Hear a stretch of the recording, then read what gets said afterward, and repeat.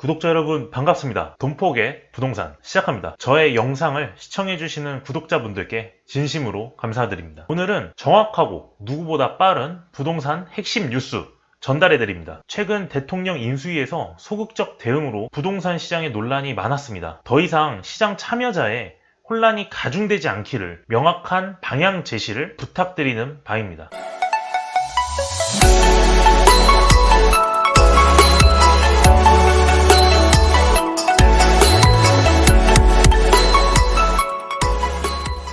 일기 신도시에서 중요한 내용들이 많이 나왔잖아요. 일기 신도시 특별법, 성남, 부천, 안양 등 5개 시로 확대한다고 합니다. 4월 29일 날짜로 한국경제에서 단독 보도가 나왔습니다. 현재 윤석열 당선인은 그 공약집에서 250만 호 건설 공급 물량을 추진한다고 밝혔습니다. 그러나 이를 염두하고 재건축을 확대하지 않았을까 생각이 되고요. 만약에 이걸 시로 확대를 하게 되면 재건축 아파트는 50만에서 60만 가구까지 증폭될 수가 있습니다. 일기 신도시에서 250만 호라는 공약을 조금이나마 버태고자 이렇게 시도를 한 게 아닌가 생각도 해봅니다. 그럼 일기 신도시 특별법이란 무엇인가? 윤 당선인이 추진하는 특별법으로 준공 30년 이상 아파트, 재건축의 연한을 도달한 아파트들이 안전진단 규제 완화와 역세권 등에서 용적률 최대 500%까지 상향해주는 조건을 걸었습니다. 용적률을 최대 500%까지 해주면 세대수가 그만큼 많아질 수밖에 없고요. 사업성도 좋게 나올 것입니다. 문정부에서 안전진단 규제 강화로 재건축 재개발 속도가 더뎌졌고요. 그로 인해서 공급에 차질이 생긴 거는 사실입니다. 그래서 이러한 부분들을 고려를 해서 안전진단 규제 완화라는 카드를 내건 것이죠. 이것이 일기 신도시 특별법입니다. 일기 신도시를 이제 전역으로 확장을 한다. 원래는 일산,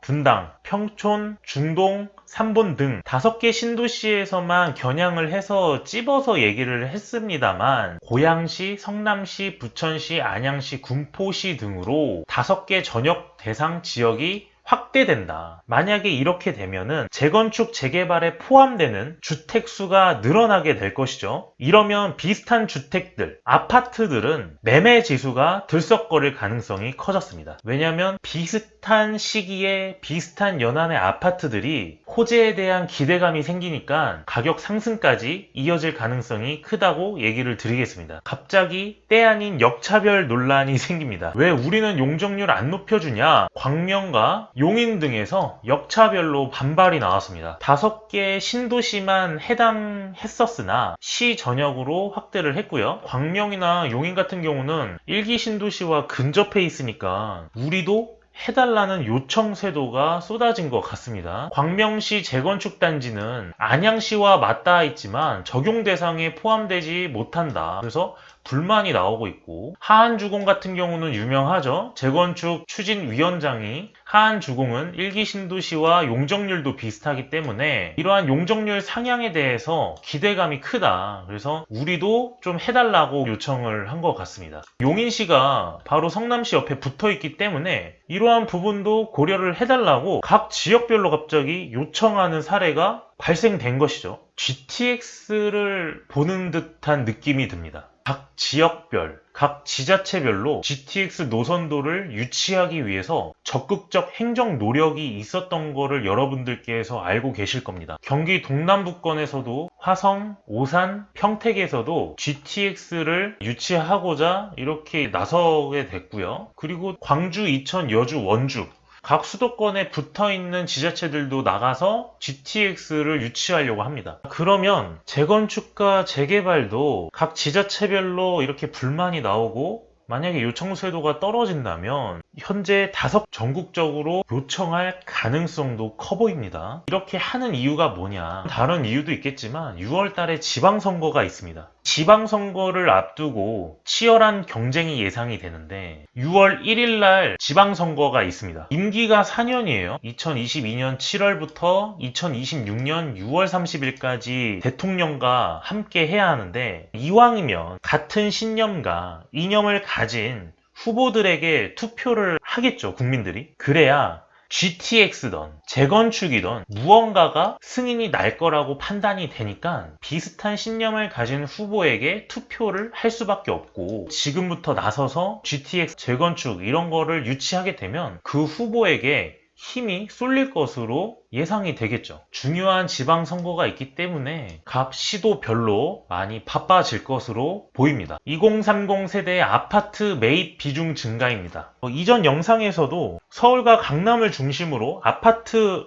매매 가격 지수가 상승하고 있다고 말씀을 드렸습니다. 다시 2030 세대들이 서울 아파트 매입 비중과 집값 급등 시기와 유사하게 일어나고 있는데 벌써 매입 비중이 40%대를 돌파했다고 합니다. 부동산 규제 완화에 대한 기대감 때문에 생긴 건데, 이 내용을 보시면 서울 아파트 매매 건수는 1236건으로 이 중 30대 이하 매입 사례가 40%가 증가를 했고요. 서울에서 30대 이하의 아파트 매입 비중이 가장 높은 것은 노원구와 은평구, 그리고 마포구, 관악구 순으로 매입 비중이 높았습니다. 그러니까 중심부에서 외곽 지역까지 점차 퍼지고 있는 거죠. 규제가 풀린 시장도 아닌데 벌써 거래량이 반등을 하면서 건수가 늘어나고 있습니다. 핵심 지역 중심으로 가격 상승은 들썩거리고 있고요. 거래 건수가 늘면서 신고가가 나오는 아파트 단지들이 속출하게 될 겁니다. 서울을 보시면 3,762건에서 올해 2월에 바닥을 찍고 반등하는 거래량을 모습을 보여주고 있고요. 경기도도 15,866건에서 3,400건까지 내려간 거래량이 반등을 보이면서 5,776건까지 반등을 보여주고 있습니다. 거래량이 꿈틀거리는 거 보니 벌써 수요자들은 어떠한 우려와 불안감 속에서 아파트를 매매해야겠다는 생각이 있게 되니 거래량이 반등한 것으로 보입니다. 가장 큰 문제점은 전세시장 불안까지 가중되고 있다는 거죠. 계약갱신 청구권 만료를 앞두고 매물이 13%라는 비율이 감소를 합니다. 금리 인상으로 신규 전세대출 금리가 5%까지 급증을 하게 됩니다. 전세의 월세화가 가속화되고 있고, 전세 시장에서 이자를 내는 것보다 월세로 가는 게 더 이득이겠다고 생각을 하니까 월세 시장이 갑자기 상승을 하게 됩니다. 그럼 전세에 있던 사람들이 월세로 가니까 집주인들은 가격을 올릴 수밖에 없는 거죠. 이주하는 수요도 증가하고 월세 시장도 가격이 올라가니까 계속 악순환이 발생되고 있는 겁니다. 임대차법 이후에 시장은 더욱 악화가 되고 있어요. 그래서 전세 시장이 얼마 전까지 매매 가격 지수가 하락세를 보이면서 전세 시장은 보합을 보여줬습니다. 그러나 최근 들어서 상승 전환을 하기 시작을 했죠. 전세 가격이 상승 전환했다는 거는 매매 가격 지수도 같이 상승할 가능성이 커진 겁니다. 임대차법이 만료되는 게 이제 앞으로 3달이 남았습니다. 전세 시장 불안 요인이 증가할 가능성이 커지겠죠. 정부에서 빨리 논의를 통해서 빠른 대책을 제시해줘야지. 벌써 4월 말입니다. 만약에 정확한 대책을 제시하지 않으면 앞으로도 전세 시장은 혼란스러울 수밖에 없을 것 같습니다. 서울 아파트 전세 수요 증가와 공급 물량이 감소되고 다주택자들은 매물을 내놓지도 않고, 이러한 시장 속에서 전세값은 상승을 한다고 볼 수밖에 없겠죠. 그래서 지난 2월 말과 비교를 하면 현재 6.3% 상승한 수준을 보이고 있습니다. 여기서 공급 물량 감흥 사태까지 보이면서 엎친 데 덮친 격으로 시장 상황이 좋지가 않습니다. 양도세 규제 강화 및 종부세 폭탄으로 증여와 상속은 매년 증가하고 있고요. 다주택자 매물을 유도하기 위해서 양도세 중과 유예 면제를 했으나 별 소득 없이 끝났습니다. 이러한 최악의 공급난을 해결하지 못하게 되면 그동안 골마왔던 부분들이 터질 가능성이 큽니다. 그래서 이대로는 위험하다. 빨리 대책을 내놓는 게 시장의 안정화를 가져오는 게 아닌가 생각이 됩니다. 이렇게 해서 부동산 시장 알아봤고요. 구독과 좋아요는 저의 영상 제작에 큰 힘이 됩니다. 이것으로 영상 마무리하도록 하겠습니다. 감사합니다.